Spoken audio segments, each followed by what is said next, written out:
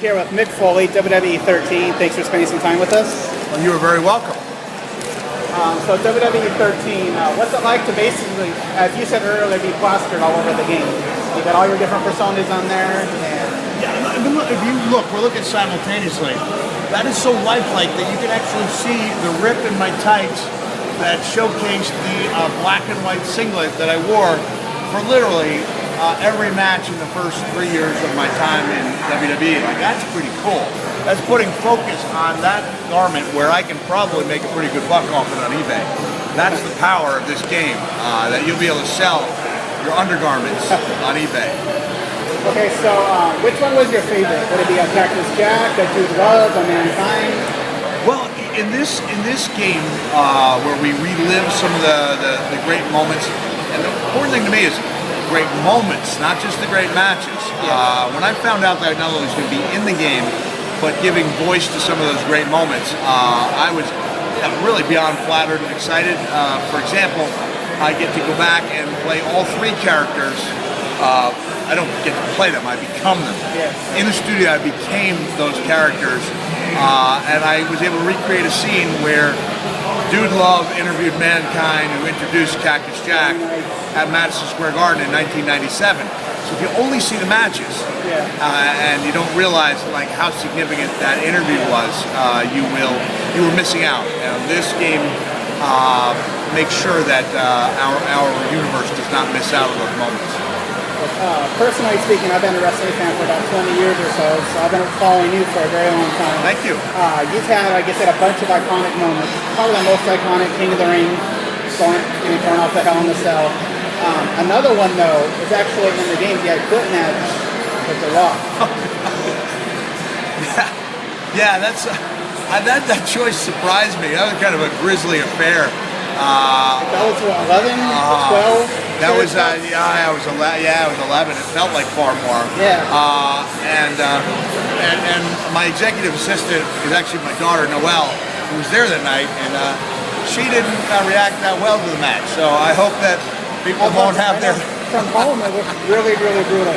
I mean, I wouldn't presume to know what it is you guys do, but that was just... Well, she had a great quote where she goes, Daddy, you have a boo-boo. I said, yeah, Daddy's got a little boo-boo, honey. It's your daddy. It looks like a big boo-boo. It is, big boo-boo. And everyone was in shock. They're in awe. Yeah, but now I guess you have the benefit of finding out that I'm not only still here, but I look relatively youthful, right? I'll be honest, I bought the wrong touch of gray. I bought it for the hair instead of the beard, otherwise the gray of the beard would be gone. So what is the mindset that you have to be to go into that match, to go into King of the Ring, for some of your more iconic moments where people can't believe you actually got up and finished King of the Ring? You got trucked through the top of the cage after your big fall. Well, I mean, that was... it's incredible. Everyone you know what? It's so ironic that wrestling is seen as sports entertainment, and that's a great name for it. But then in any other sporting event, when one of the guys is knocked out, that event would take end temporarily. And honestly, that's what would happen now, and that's the right decision. Is WWE would never be in that position again. But that was part of what made that moment so unique. Is like, oh my God, the guy is knocked out. There's a match going on. How is this going to continue? And the fact that we did is what made it so iconic. To me, it made it stand the test of time. Not just that I was thrown off or through the cell, but that we kept going. There have been many stars over the year. I know it's almost a prerequisite to work with an injury, but obviously some injuries are worse than others. What was the worst injury you've had to work with? Was it that match, just finishing that match? Well, yeah, I mean, finishing that match was probably the toughest thing I've had to do as far as just being out and trying to return and continue to a conclusion. But honestly, the most painful, debilitating injury I had was a torn abdominal muscle, because there was nowhere you could go. It's not like an arm that you can work around, or even a knee, which I worked around many times. An abdominal muscle right there in the middle of your body. It was really tough to heal. Made me change the way I was doing things quite a bit, and still bothers me to this day. Yeah. So what was it like at events like Royal Rumble 98, for example? You entered the Rumble 3 times. Yes. So what was it like to maybe work same event multiple times, things of that nature. Oh, it gave me a great respect for like Broadway performers who have to do the quick changes. Yeah. Because literally, I was going to the back, undressing, putting new stuff on, and running out.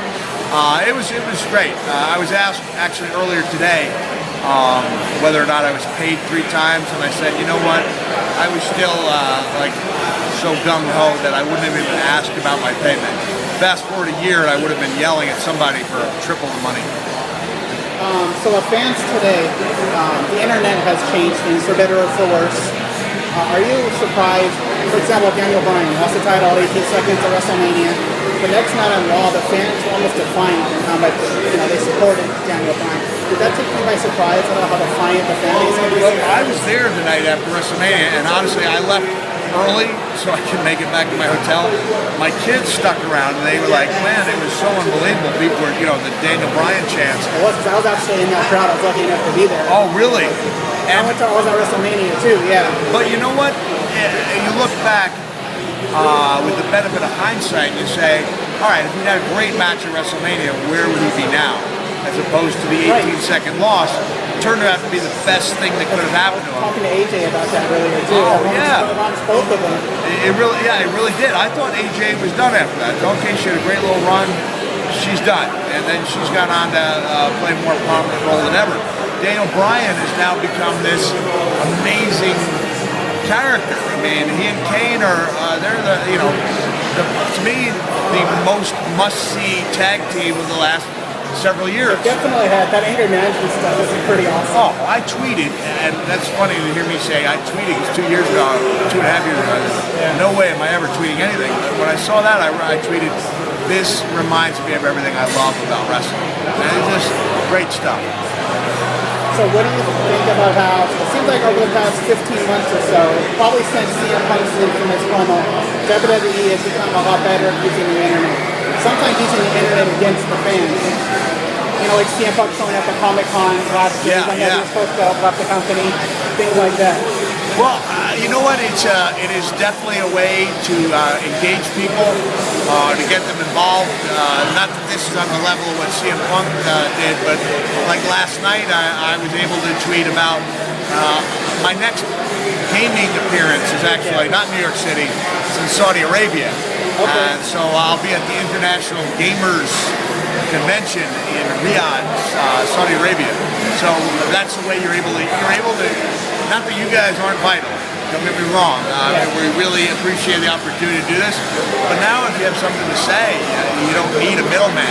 Everybody's got a voice, and that there's good and bad that comes with that, but I think all in all, WWE has found a way to make social media work that is really added to the show.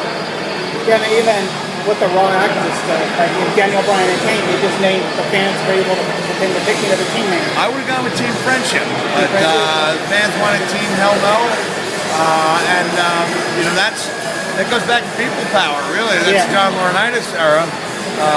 Actually, people power was a phrase coined in the Filipino. But we don't need to know that much international history, do we? If you were a full-time guy today, who would be your dream match guy with some of the maybe the younger guys? Oh man, I'll tell you what, I'll go with 3 people.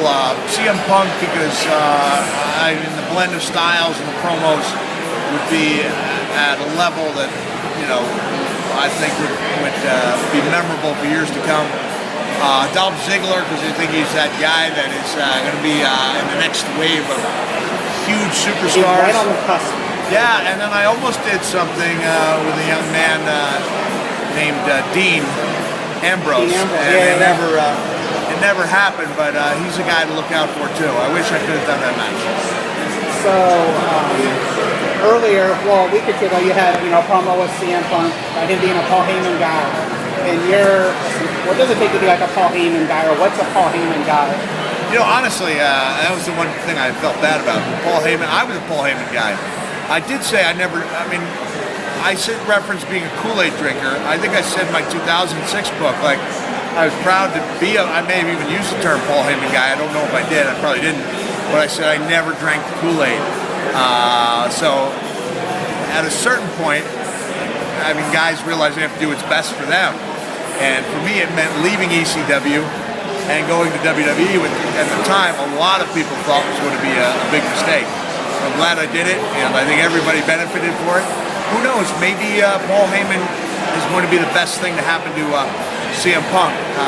Clearly, Paul has a lot of influence on guys. He allows people to find their own voice, and his confidence in a talent is invaluable, but I think at this point, Punk's got to fly on his own.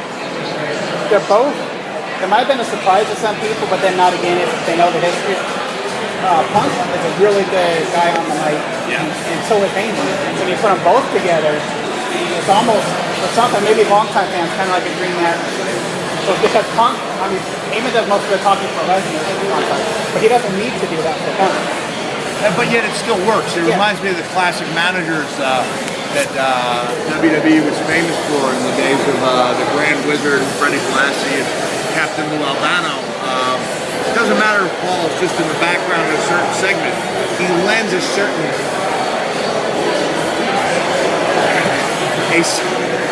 atmosphere that allows Punk to flourish.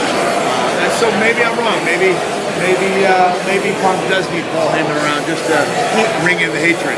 He is a really great guy to draw emotion out of the fans. I know I attended Raw a few weeks ago, the night after SummerSlam, and when he said Brock was the new King of Kings, the reaction he got from that crowd was amazing. The intense hatred that he got for that. Yeah, he garners hatred, that's for sure. It was just an amazing line. I was cracking up. I thought it was so great. Well, it's good. One of the best. What do you think about the internet's effect on the industry as a whole? There's been a lot more kind of peeks behind the curtain ever since the internet was a little bit more prevalent. Yeah, I mean, WWE's been great at changing with the times. I mean, I was kind of giving people a peek behind the curtain in 1999 with Have a Nice Day.